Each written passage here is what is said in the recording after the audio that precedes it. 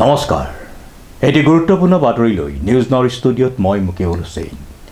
যোৰহাটৰ ঢেকৰগড়াত বিকশিত ভাৰত সংকল্প যাত্ৰাত উপস্থিত কৃষিমন্ত্ৰী অতুল বৰা নিউজ নৰ এক বিশেষ প্ৰতিবেদন যোৰহাট ঢেকৰগড়াত বিকশিত ভাৰত সংকল্প যাত্ৰাত উপস্থিত কৃষিমন্ত্ৰী অতুল বৰা উল্লেখযোগ্য যে চৰকাৰে হিতাধিকাৰীৰ বাবে আগবঢ়োৱা বিভিন্ন অভিলাষী আঁচনিসমূহ সুচাৰুৰূপে সম্পন্ন কৰাৰ উদ্দেশ্যে ৰাজ্যৰ বিভিন্ন প্ৰান্তৰ লগতে যোৰহাট জিলাৰ উপকণ্ঠৰ উত্তৰ পশ্চিম যোৰহাটৰ 43 নং ঢেকৰগড়া গাঁও পঞ্চায়তৰ উদ্যোগত অনুষ্ঠিত হোৱা বিকশিত ভাৰত সংকল্প যাত্ৰাত অংশগ্ৰহণ কৰে ৰাজ্য চৰকাৰৰ কৃষিমন্ত্ৰী অতুল বৰাই বিভিন্ন কাৰ্যসূচীৰে অনুষ্ঠিত হোৱা এই অনুষ্ঠানত মন্ত্ৰীগৰাকীয়ে চৰকাৰে আগবঢ়োৱা বিভিন্ন অভিলাষী আঁচনিসমূহৰ সম্পৰ্কত বক্তব্য প্ৰদান কৰি অনাগত দিনত ৰাজ্যখনত বিকাশ ত্বৰান্বিত হ'ব আৰু মুখ্যমন্ত্ৰীৰ যি সপোন সেই অগ্ৰণী 5খন ৰাজ্যৰ তালিকাৰ ভিতৰত আমাৰ ৰাজ্যখন অন্তৰ্ভুক্ত কৰা সপোন সাকাৰ ৰূপ ল'ব বুলি আশা প্ৰকাশ কৰিছে। ঢেকৰগড়া গাঁও পঞ্চায়তত আমি ভাৰত সংকল্প যাত্ৰাৰ এই কাৰ্যসূচীটোত অংশ ল'লোঁ। যথেষ্ট ৰাইজৰ ইয়াত সমাৱেশ ঘটিছিল। মহিলাই কিন্তু বেছি যথেষ্ট আছিল আৰু আপোনালোকে জানে যে খেল মহাৰণ সাংস্কৃতিক মহাসংগ্ৰাম চলি আছে গোটেই অসমতে আৰু যিসকল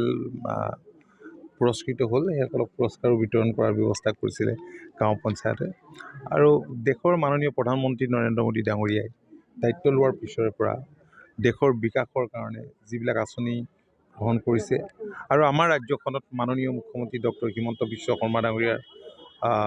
দূৰদৰ্শী বলিষ্ঠ নেতৃত্বত যিবিলাক প্ৰশাসনত সংস্কাৰকে ধৰি যিবিলাক নতুন আঁচনি গ্ৰহণ কৰিছে এই কথাখিনি ৰাইজক আমি অৱগত কৰিছোঁ আৰু মই দেখিছোঁ যে ৰাইজ যথেষ্ট সচেতন কাৰণ চৰকাৰে গ্ৰহণ কৰা আঁচনিবিলাকৰ সুযোগ সুবিধা ৰাইজে পাইছেও আৰু যিখিনি বাকী আছে সেইখিনি ডেফিনেটলি পৰ্যায়ক্ৰমে হ'ব। আপোনালোকে জানেই যে এটা সময় আছিল যিটো সময়ত আমাৰ দেশখন কংগ্ৰেছে শাসন কৰিছিল আৰু ৰাজ্যখনো দীঘলীয়াকৈ কংগ্ৰেছে শাসন কৰাৰ সুযোগ পাইছিল। যদি 5 বছৰীয়া চৰকাৰৰ কাৰ্যকালত প্ৰতিখন চৰকাৰে সেই সময়ত ভালকৈ কাম কৰিলেহেঁতেন ৰাইজে যেতিয়া যিবোৰ সমস্যাৰ মুখামুখি হৈছে সেই সমস্যাবিলাকৰ মুখামুখি নহ'লেহেঁতেন। আমাৰ চৰকাৰখনে বিকাশ ত্বৰান্বিত কৰিবৰ কাৰণে আৰু মাননীয় মুখ্যমন্ত্ৰী ডক্টৰ হিমন্ত বিশ্ব শৰ্মা ডাঙৰীয়াই